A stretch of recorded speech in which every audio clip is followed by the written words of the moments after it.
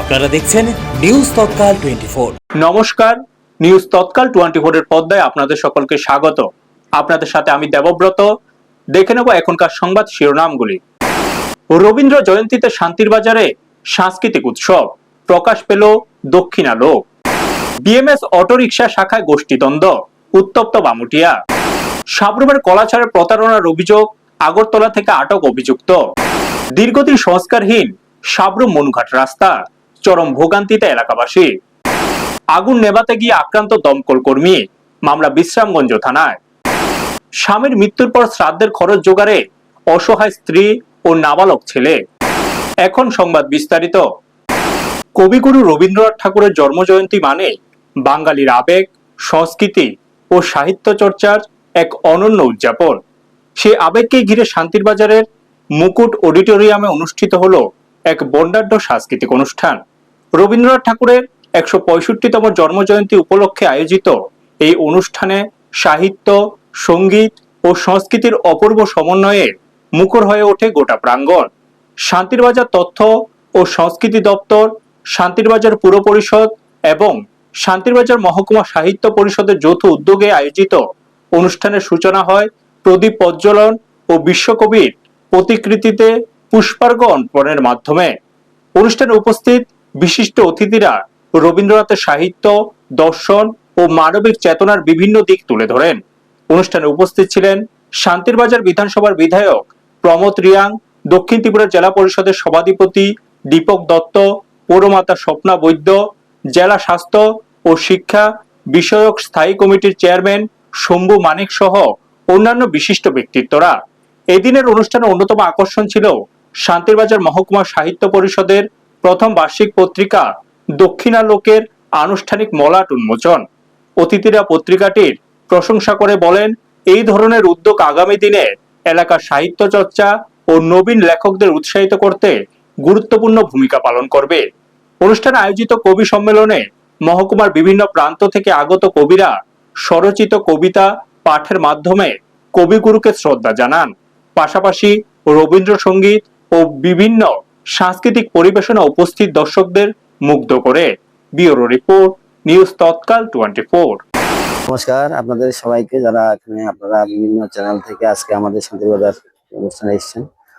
আমরা সকলে জানি আজকে 25শে বৈশাখ আমাদের বিশ্বকবি রবীন্দ্রনাথ ঠাকুরের জন্মশতবার্ষিকী। তো সারা রাজ্যের পাশাপাশি আমাদের দক্ষিণ জেলায় আমাদের 3টা মহকুমা রয়েছে। 3টা মহকুমার মধ্যে যথাযোগ্য মর্যাদায় পালিত হচ্ছে আমাদের যে তথ্য সংস্কৃতি দপ্তরের উদ্যোগে। এখানে শান্তির বাজারে একটা ভিন্ন চিত্র দেখলাম, যেটা খুব ভালো লেগেছে। এখানে আমাদের তথ্য সংস্কৃতি দপ্তর, শান্তির বাজার পৌর পরিষদ এবং আমাদের শান্তির বাজারের সাহিত্য পরিষদ 3টারই যৌথ উদ্যোগ নিয়ে এখানে শান্তির বাজার মুকুট অডিটোরিয়ামে একটা ভালো অনুষ্ঠানের আয়োজন করেছে। কবিগুরু রবীন্দ্রনাথ ঠাকুরের জন্মশতবার্ষিকীর পাশাপাশি এখানে বিভিন্ন অনুষ্ঠানের আয়োজন করা হয়েছে, নৃত্য, গান এবং পাশাপাশি কবি সম্মেলন। আমাদের দক্ষিণ ত্রিপুরায় যারা বিভিন্ন কবি সাহিত্যিকরা রয়েছেন এবং আমাদের জেলার বাইরেও যারা রয়েছেন, রাজ্যের বিভিন্ন জায়গা থেকে এখানে কবি সাহিত্যিক জনরা, গুরুজনরা এখানে উপস্থিত হয়েছেন। তো কবি সম্মেলনও হবে, এখানে বিভিন্ন অনুষ্ঠানের আয়োজন করা হয়েছে। তো আমি ধন্যবাদ জ্ঞাপন করব যে আমাদের তথ্য সংস্কৃতি দপ্তরের পাশাপাশি শান্তিবাজার পৌরসভা এবং শান্তিবাজার সাহিত্য পরিষদকে বিশেষ করে যারা খুব উদ্যোগ নিয়ে আজকের অনুষ্ঠানটা খুব ভালোভাবে সফল করার জন্য কাজ করছেন। আমি ওনাদেরকেও ধন্যবাদ জ্ঞাপন করব। পাশাপাশি আপনারা আজকে যারা সাংবাদিক বন্ধুরা এখানে এসেছেন, আপনাদেরকেও শুভেচ্ছা অভিনন্দন জ্ঞাপন করব। আবারও অশান্ত হয়ে উঠল বামুটিয়া।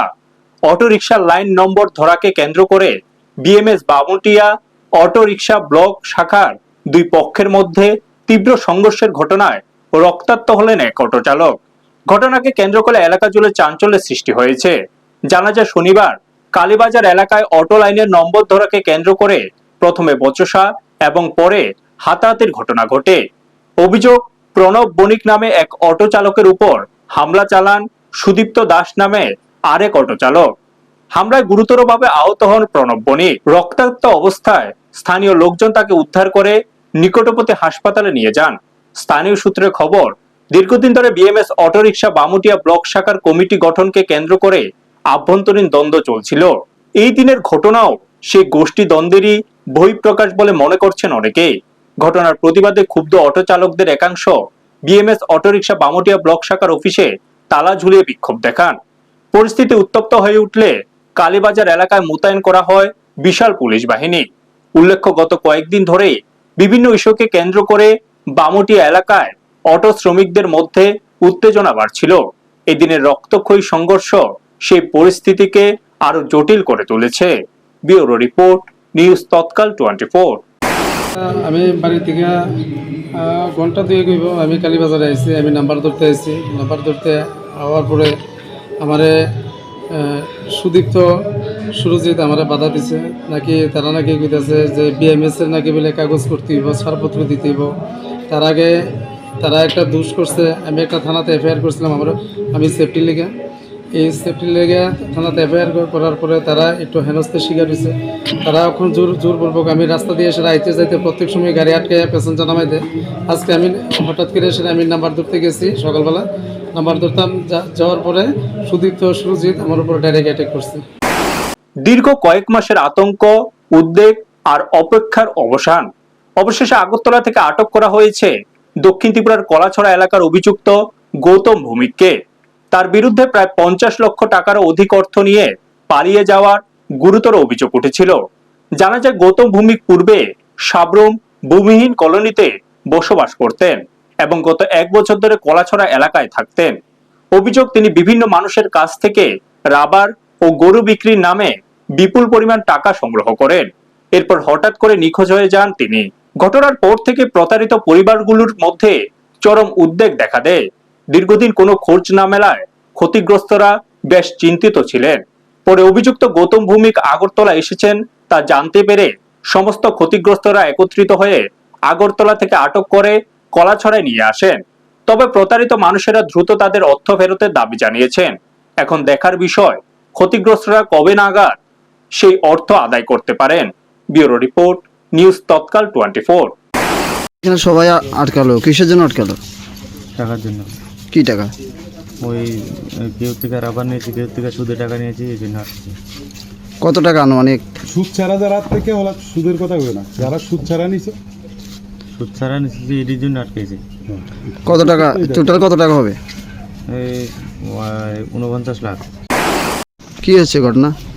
অ্যাকচুয়ালি ওনার নাম হচ্ছে গৌতম ভৌমিক। উনি আমাদের এলাকাতে গত 1 বছর যাবতে এসেছিলেন। উনি সাবরুমে বাড়ি। তো ব্যবসার চলে উনি প্রথমে রাবার ব্যবসা শুরু করেছিলেন। তো তারপর বিভিন্ন মানুষ থেকে রাবার পরে টাকা দেবে, এইভাবেই হয় আমাদের এখানে রাবারের ব্যবসা। কারোর থেকে প্রায় 1 লাখ, 2 লাখ, 3 লাখ টাকার মতন রাবার জমিয়ে রাখে মানুষ বাড়িতে একসঙ্গে বেচার জন্য। উনি রেট দিয়ে রাবার এনেছেন, 1 সপ্তাহ পরে টাকা দেবেন বলে অনেক থেকে বলেছেন যে আমি বিভিন্ন জায়গায় আটকে গেছি, আমাকে একটু টাকা ধার দেওয়ার জন্য। দৈনন্দিন যাতায়াতের অন্যতম গুরুত্বপূর্ণ রাস্তা হলেও দীর্ঘদিন ধরে বেহাল অবস্থায় পড়ে রয়েছে সাবরুম নগর পঞ্চায়েত এলাকার 5 নং ওয়ার্ডের সাবরুম থেকে মনুঘাট যাওয়ার সড়কটি। খানাখন্দে ভরা এই রাস্তা দিয়ে প্রতিদিন জীবনের ঝুঁকি নিয়ে চলাচল করতে হচ্ছে সাধারণ মানুষকে। ফলে চরম ভোগান্তির শিকার হচ্ছেন পথচারী থেকে শুরু করে গাড়ি চালক সকলে। স্থানীয়দের অভিযোগ, দীর্ঘদিন ধরে রাস্তার অবস্থা অত্যন্ত খারাপ। সামান্য বৃষ্টি হলে রাস্তায় জল জমে তৈরি হয় কাদা ও বড় বড় গর্ত, যার ফলে প্রতিদিন দুর্ঘটনার আশঙ্কা নিয়ে চলাচল করতে হচ্ছে এলাকাবাসীকে। বিশেষ করে স্কুল পড়ুয়া, রোগী ও বয়স্ক মানুষদের সমস্যায় পড়তে হচ্ছে সবচেয়ে বেশি। এলাকাবাসীরা জানান, এই রাস্তা দিয়ে প্রতিদিন প্রচুর ছোট বড় যানবাহন চলাচল করে। অথচ বহুবার সংশ্লিষ্ট দপ্তরের কাছে রাস্তা সংস্কারের দাবি জানানো হলেও এখনো পর্যন্ত কোনো কার্যকর উদ্যোগ নেওয়া হয়নি। বারবার আশ্বাস মিললেও বাস্তবে রাস্তার অবস্থার কোনো পরিবর্তন ঘটেনি বলে অভিযোগ তাদের। স্থানীয়দের আরো দাবি, দ্রুত রাস্তা সংস্কারের কাজ শুরু না হলে আগামী দিনে বড় ধরনের আন্দোলনে নামতে বাধ্য হবেন তারা। দীর্ঘদিন ধরে গুরুত্বপূর্ণ এই সড়কের এমন বেহাল দশা নিয়ে সাধারণ মানুষের মধ্যে তীব্র ক্ষোভ ও অসন্তোষ তৈরি হয়েছে। ব্যুরো রিপোর্ট, নিউজ তৎকাল 24। আগুন নেভাতে গিয়ে এবার হামলার শিকার হতে হলো দমকল কর্মীদের।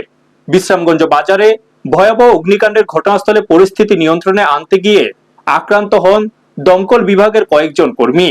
এই ঘটনাকে কেন্দ্র করে এলাকা জুড়ে ব্যাপক চাঞ্চল্যের সৃষ্টি হয়েছে।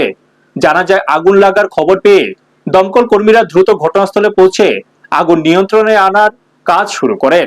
সেই সময় কিছু ব্যক্তির সঙ্গে দমকল কর্মীদের বচসা বাঁধে বলে অভিযোগ। এরপরই দমকল কর্মীদের উপর হামলার ঘটনা ঘটে। ঘটনার পর আক্রান্ত দমকল কর্মীরা অভিযুক্তদের নাম উল্লেখ করে বিশ্রামগঞ্জ থানায় মামলা দায়ের করেছেন। পুলিশ পুরো ঘটনার তদন্ত শুরু করেছে বলে জানা গেছে। এদিকে কর্তব্যরত দমকল কর্মীদের উপর হামলার ঘটনায় বিভিন্ন মহলে তীব্র প্রতিক্রিয়া দেখা দিয়েছে। সাধারণ মানুষের একাংশ এই ঘটনার তীব্র নিন্দা জানিয়েছেন। ব্যুরো রিপোর্ট, নিউজ তৎকাল 24। 10:41 আমরা কল পাইছি বিশ্রামগঞ্জ বাজারে একটা বড় একটা ফায়ার কল হয়েছে। সঙ্গে সঙ্গে আমরা মুভ করছি। মুভ করার সঙ্গে সঙ্গে গাড়িতে নামানোর সঙ্গে সঙ্গে আমার ড্রাইভারের প্রচণ্ড মারধর করছে। আমি শিপ লিডার, আমারও প্রচণ্ড মারধর করছে। আমার কান কাটতে গেছে, বুকে প্রচণ্ড ব্যথা হয়েছি, শরীরে প্রচণ্ড ব্যথা হয়েছি। চিনতে পারছেন না কারোর? একজনটা চিনা গেছে, আর বাকি তারা চিনতে পারছি না। এখন কি একজনের নামে এবার করছে? এন্ট্রি করছি, তারা পুলিশ প্রশাসন তারা গতির ব্যবস্থা নিব। কি কইবেন এভাবে যদি সরকারি কাজে গিয়া যদি আমরা যদি সরকারি কাজে গিয়া পুলিশ, ফায়ার সার্ভিস, হসপিটাল আমরা বিঘ্ন হই, তাহলে আমরা কেমন মানুষের নিরাপত্তা দেবো? একদিকে স্বামী হারানোর শোক, অন্যদিকে সংসারের চরম আর্থিক সংকট। এমনই অসহায় পরিস্থিতির মধ্যে দিন কাটছে চরিলাম ব্লকের উত্তর চরিলাম এলাকার গৌতম কলোনির বাসিন্দা শুভা পাল ও তার 5ম শ্রেণীতে পড়ুয়া ছেলে শুভঙ্কর পালের। জানা যায় গত মঙ্গলবার নিজ বাড়িতে হঠাৎ হৃদরোগে আক্রান্ত হয়ে মৃত্যু হয় স্বপন পালের। পরিবারের আর্থিক অবস্থা অত্যন্ত দুর্বল হওয়ায় মৃত্যুর পর শ্মশান যাত্রা থেকে শুরু করে ধূপকাঠি, মোমবাতি ও অন্যান্য প্রয়োজনীয় খরচ গ্রহণ করেন এলাকার সহৃদয় মানুষ ও গ্রামবাসীরা। কিন্তু এখন স্বপন পালের শ্রাদ্ধ অনুষ্ঠান সম্পূর্ণ করা নিয়েও গভীর অনিশ্চয়তায় রয়েছেন তার স্ত্রী। হাতে কোনো অর্থ না থাকায় রাজ্য সরকার এবং সমাজের বিত্তবান মানুষের কাছে সাহায্যের আবেদন জানিয়েছেন অসহায় শুভা পাল ও স্থানীয় গ্রামবাসীরা। স্থানীয়দের বক্তব্য, পরিবারটি দীর্ঘদিন ধরে অভাবের মধ্যে দিন কাটাচ্ছিল। স্বপন পালের মৃত্যুর পর সেই পরিস্থিতি আরো করুণ হয়ে উঠেছে। তাই মানবিকতার খাতিরে প্রশাসন ও সমাজের সকল স্তরের মানুষের এগিয়ে আসার আহ্বান জানিয়েছেন এলাকাবাসীরা। ব্যুরো রিপোর্ট, নিউজ তৎকাল 24। কিটা হয়েছে মাসি আপনার? স্বামী মারা গেছে, স্ট্রোক করে মারা গেছে। আমার ছেলে ভাবি পরে, আমার কেউ বলতে কেউ নাই। আমি বলতে আমি স্বামীর এই শ্রাদ্ধটা কীভাবে করুম, আমার কাছে একটু নাই। দাদা কিটা হয়েছে আপনারা পাড়ার? বিষয়টা হচ্ছে এরকম, আমার পুরা পাড়ার মধ্যে একটা পরিবার একদম নিঃস্ব, একবেলা খাওয়ার মতো অবস্থা নাই। হ্যাঁ, স্বামী আজকে 5 দিন আগে মারা গেছে। এলাকার লোক শ্মশানে গিয়ে সৎকার করে দিয়েছে। এখনকার মতো সংবাদ এই পর্যন্তই। আমাদের অন্যান্য সংবাদের জন্য চোখ রাখুন নিউজ তৎকাল 24 এর পর্দায়। আপনারা দেখছেন নিউজ তৎকাল 24।